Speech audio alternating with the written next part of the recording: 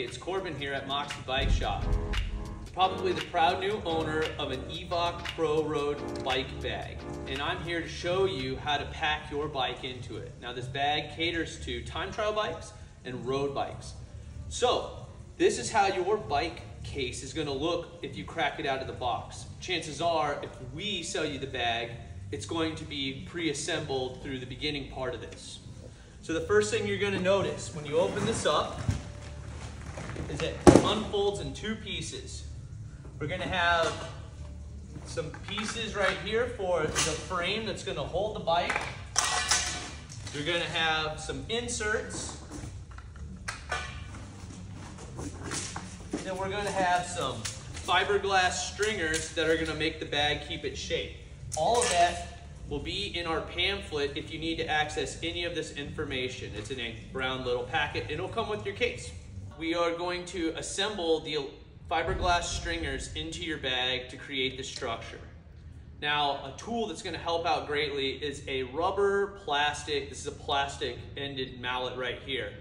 And these stringers, they're gonna be in specified sizes. The best thing to do is reference your packet or lay the bag out on its side like I have and lay them out across because only one can fit lengthwise in each slot. Now, there's one for each side, and I'm just gonna show you guys how to do one of the many that you'll have to do. And in total, there are 10 of these. 2 on the sides, 3 across the top, and so that would be 5 on each side, equaling 10 in total. So, just the first one of many is, we're going to lift our case up. We're gonna open our Velcro tab. And what we're gonna do is we're gonna take this fiberglass stringer, and it is a little tricky at first. We're gonna feed it in and slide it down.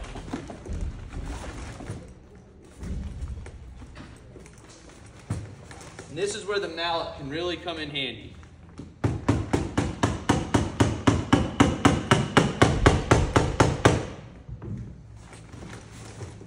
And now I'm just going to kind of massage it as I turn this.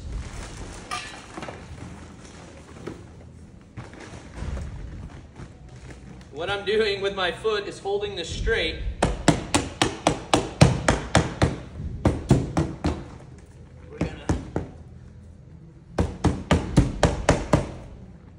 Then once it's predominantly in, we're going to take our Velcro strap and just press it down.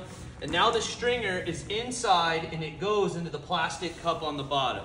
I need to repeat this 9 more times. So 2 more times here, 1 on each end, and then all 5 on that side to have the structure of the bag.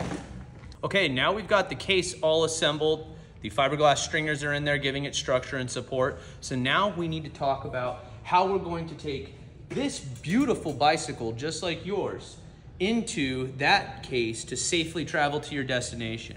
Now, one of the benefits of the case is minimal disassembly is going to need to happen to get that bike, or in this case, this bike, into our case over there. Now, you might notice we've already removed the pedals. That's one of the first things we're gonna have to do. And as we move on, we're going to assemble the frame for the case right here. So we have 2 aluminum stringers. What we're going to do is take our riser plates, and there's a detent that will click. Simple enough.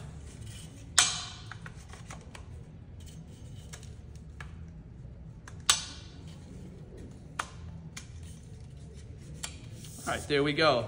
So now we got the back side in, and we're gonna tilt this inward, not outward. We're gonna slide this all the way down. To about, we're gonna guess right there. We're gonna have to measure to get this into the right position. So I'm gonna set that to the side. You're gonna have this baggie full of inserts. Now, for the most of us, if we have newer bikes, we're going to have a through axle adapter. So the rear is going to be for a road bike or TT bike or gravel bike that is a disc brake bike. It's going to be 142 by 12, so that will be this one. And then for the front, we will have the 12 by 100 for a disc brake bike. So now we have the frame assembled. We're gonna set that aside to pick out our inserts for what axle standard we have. So some of you guys might have quick release bikes, some of you guys might have disc brake bikes with through axles, and I have both setups for each bike. Now, if you have a disc brake bike, you're gonna be wanting to use the 12 by 142 for the rear, and you're gonna wanna use the 12 by 100 for the front. Now, this will make sense in just a moment. If you need to bring the front end lower, we have these inserts that'll go in the bottom of the chassis right here. Now for our rim brake friends, we have the quick release inserts if we gotta go low, or for the higher rise, we have a 5 by 130 quick release inner axle, and for the front, a 5 by 100 inner axle. Okay, for this next step of setting up your wheelbase of your bicycle to the chassis of the EVOC Pro Road case, we're going to measure. Now, if you don't have a measuring tape, it's okay, but this can simplify the process, as most people in their hotel room, even on those quick travel times at the race site to pack their bike into this case, they're not gonna have a bike stand most likely. So this can alleviate the hassle of trying to shimmy with the chassis while taking apart a bike and not having a stand. So what I'm gonna do first is just take my measuring tape and measure from the center of the axle to the center of the front axle, and in this case it's about 115 centimeters, or about 40 inches. So I'm going to take that measurement and I'm going to use our rear, and I'm going to install the rear at the highest position. Since most of our road bikes and time trial bikes run a large chainring up here, if we run these at a higher position, it prevents the chainring from bottoming out into the bottom of the case. So I installed on the side with the detent the rear, and I put the 142 by 12 in there, and now I'm gonna just put this 100 by 12 up front.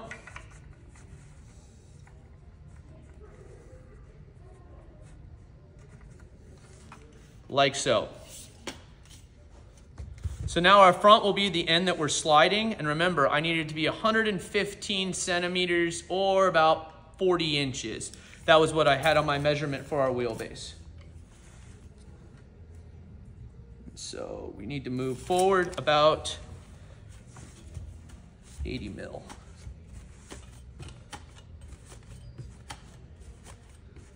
Or about 3.5 inches.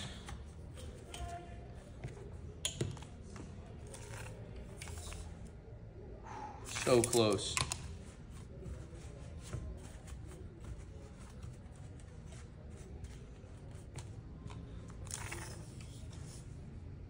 All right, it looks pretty dead on. So now that I have this set up, next step I'm gonna need to do, since I've already removed the pedals, is I'm gonna need to remove the wheels from the bike.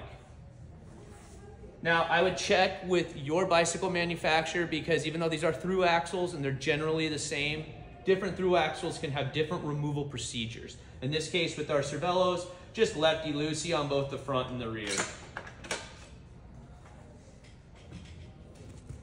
Remember, common practice, put it in the big ring and then the smallest gear in the back to give you as much leeway and free play room with the derailleur removing the rear wheel.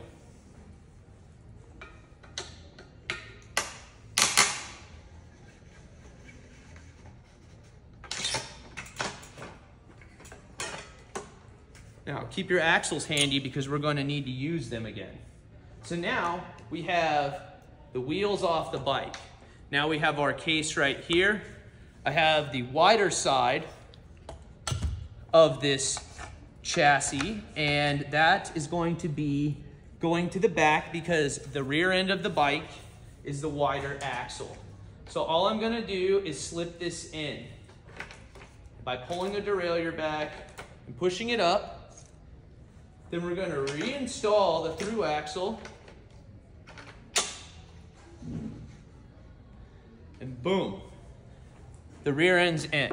Now, on the insert, the chain has a wonderful little detent or slit in it so that when you install the rear axle spacer, the chain will naturally just sit inside of it when the derailleur is in its hardest or farthest right gear. And now, as I measure, it should just slide right up in there.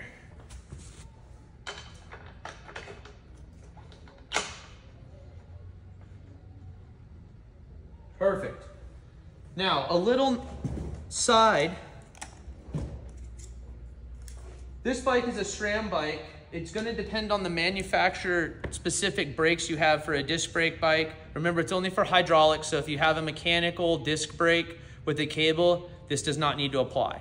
But just so we don't accidentally hyperextend our pistons of our brake, I recommend installing the correct pad spacers. And so these will just slide right in.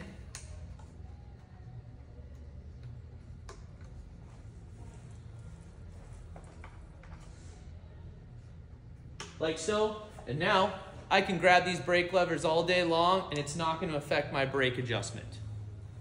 All right, now we have our chassis installed. As you can see with the pre-measurement, how easy is it for it to come in? Okay, I brought the assembled case in here because now we're going to move our beautiful P5 into this case. Some of the first things you need to know is that this is a 56, so this is going to be a larger size of bicycle. Chances are on this bike, we're going to need to lower the seat post, and with a lot of our time trial and triathlon friends with aero bars, you may, on the bigger bikes, need to remove or reduce the stack height to fit into this case. Our road bike users do not have to worry about any of that at all. So the first thing I'm going to do is lower this stack height on this bike. I'm going to try to get it as low as possible. Now, if you're doing this at home, I highly suggest that you take photos or you measure, you mark, and on this beautiful Cervelo, they have measurement numbers on the back side of the seat post and the back side of this stack mast right here. So I've already taken a picture. I know what the customer's fit's going to be. And what I'm going to do is lower this down to get as much clearance as possible. Now remember, a lot of TT bikes are going to have 2 bolts that come from the bottom. Just, remove them, assemble them back with the pieces in there so you have as few loose pieces as possible. Because remember, TSA loves to go through this stuff, and as minimal loose parts as you have is the highest success rate of building your bike at your destination. So we've lowered this down, and now we're going to remove it out of the repair stand and slip it into the case. So this is why I use the rear end of the bike at the end and this be recessed a little bit, because we have a lot of overhang on the front end. And what I'm going to do, and if you have a travel buddy, it helps to hold the case open, and we're just going to slip this down on in here.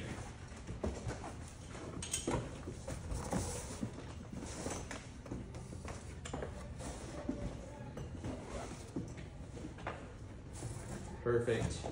Now, there is no magic going on down in there.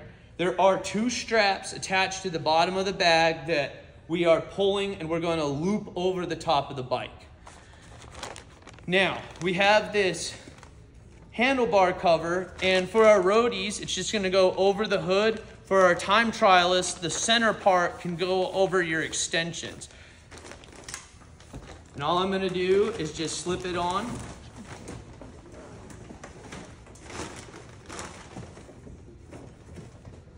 And clip it together.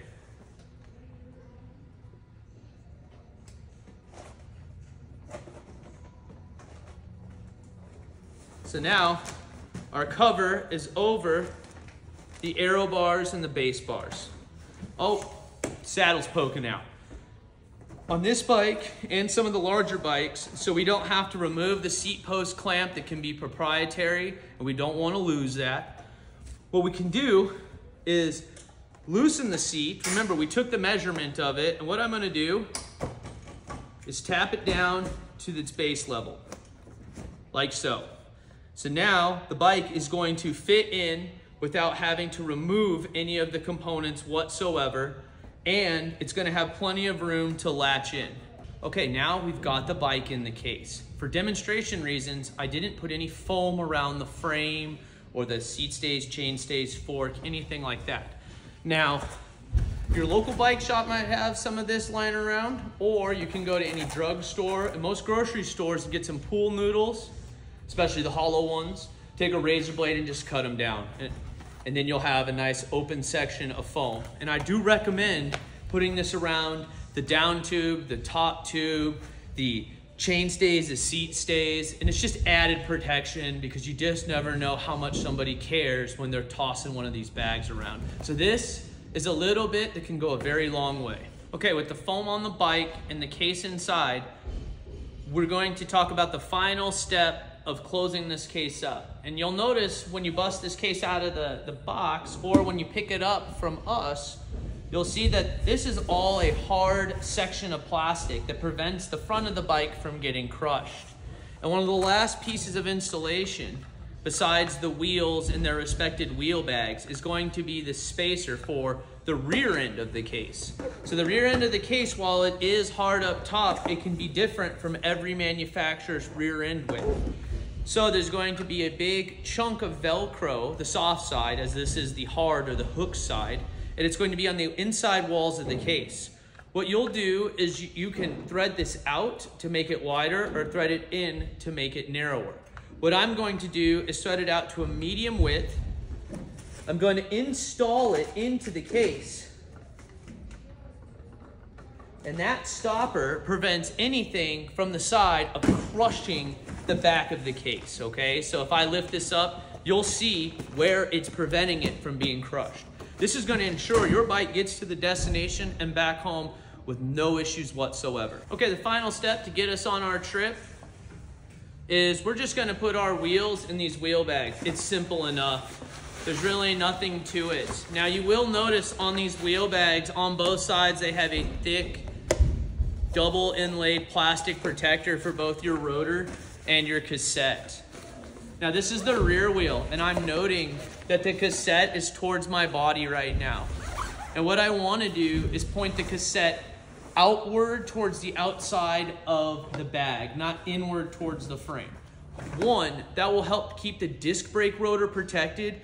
And two, in the case of the worst event possible, if this were to shift or anything, it keeps these sharp teeth away from your beautiful frame. Now I'm just going to slip this in, and it's going to be between the saddle and the aero bars, and there's going to be plenty of space in there. And I'm going to do the same for the front.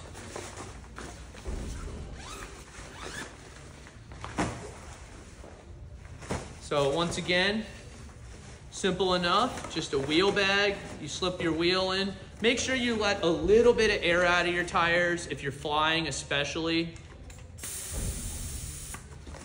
Some cargo bays do not get pressurized, so some people report, especially if it's tubeless, that they have popped tires and there's sealant everywhere. No one wants to deal with that, especially when you got a trip going on.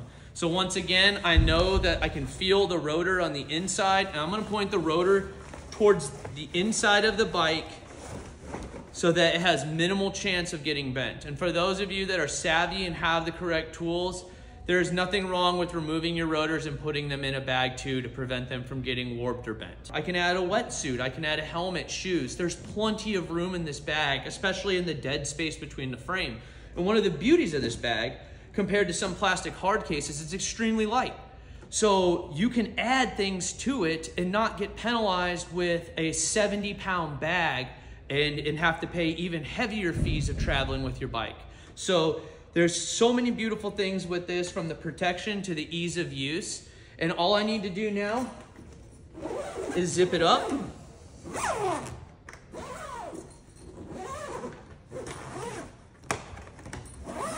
There is a TSA lock on the top. You can just pop your lock pin straight into it. And then it comes with this, okay, everything's in the bag. We have our locks locked. And then there's this optional third wheel.